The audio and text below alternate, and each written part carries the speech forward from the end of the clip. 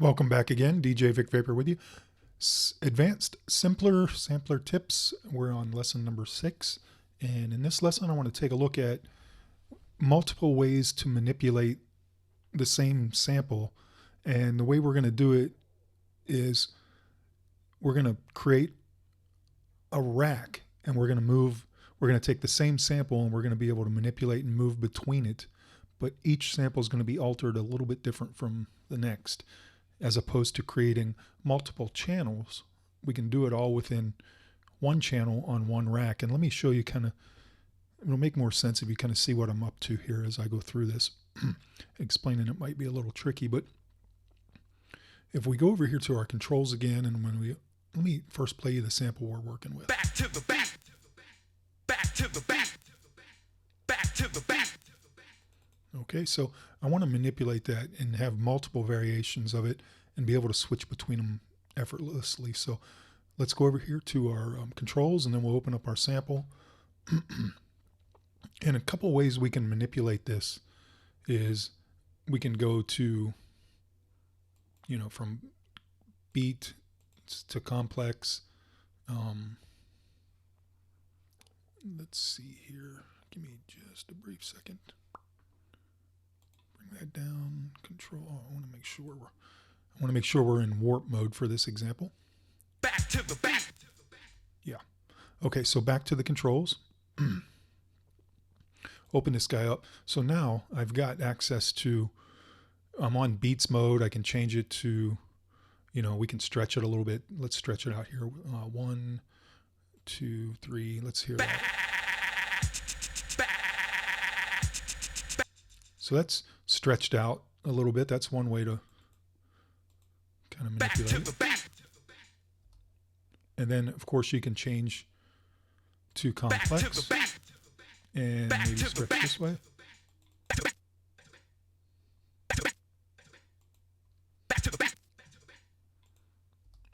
So, there's multiple ways you can really begin to manipulate this. You can change the transients. Back to the back.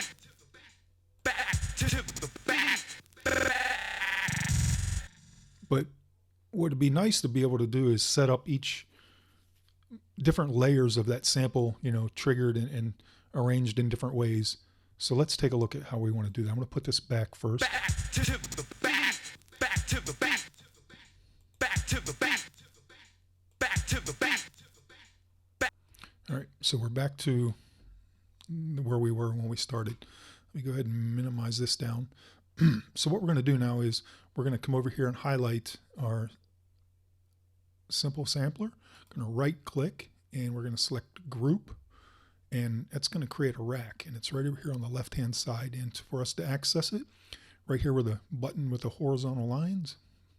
And now we've got our sample, and we're just going to duplicate that. So right click, duplicate, right click, duplicate, and we'll say 4 times.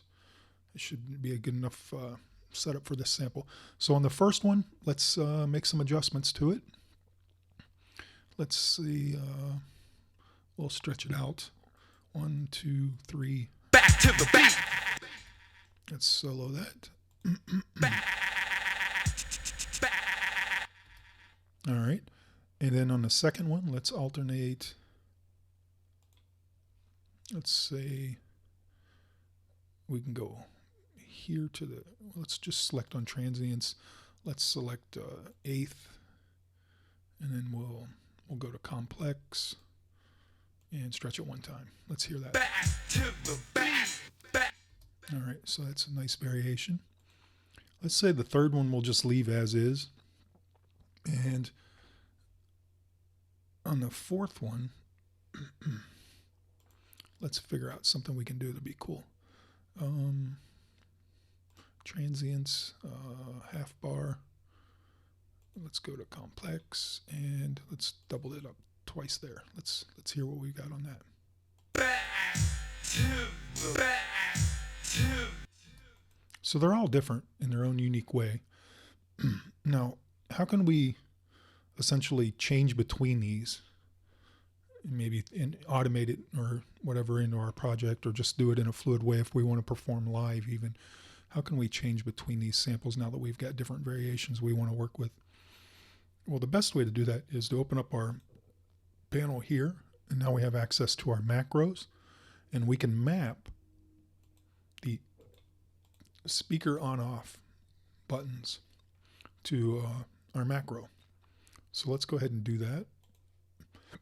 Select map, and then we'll pick the first one, and we'll hit the map 1, and we're going to map them all to map every one of them to macro 1, because we just want to manipulate between them with one knob.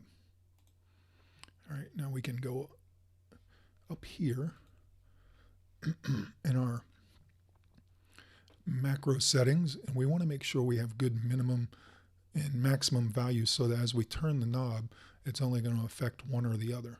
So on the first one, we'll go to 0 to, let's go to 20. And on this one, we'll go to 21 to 40. And 41 to 60. And this will be 61 to 80.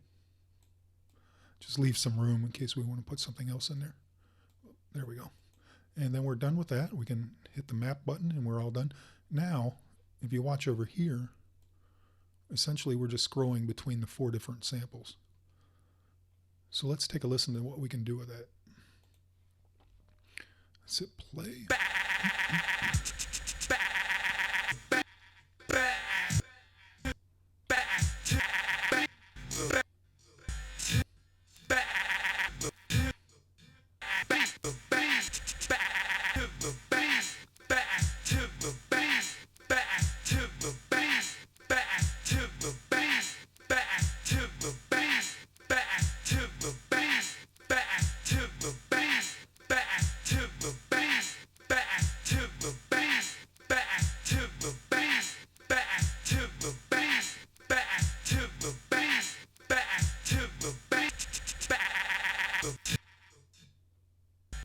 Pretty cool way to manipulate and move between all the sounds.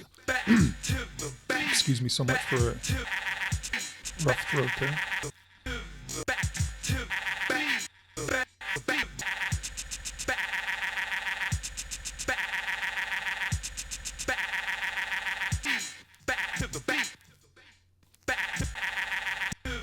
And inside the clip, I'm just kind of self-modulating that macro that we've set up to kind of get some wild.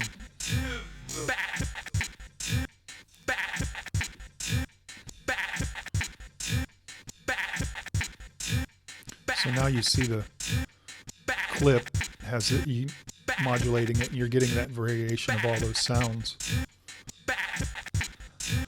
So that's a great way to use this simple sampler within a rack setting to manipulate multiple sounds or multiple changes to one sound. So let's move on to the next lesson and see what else we can accomplish.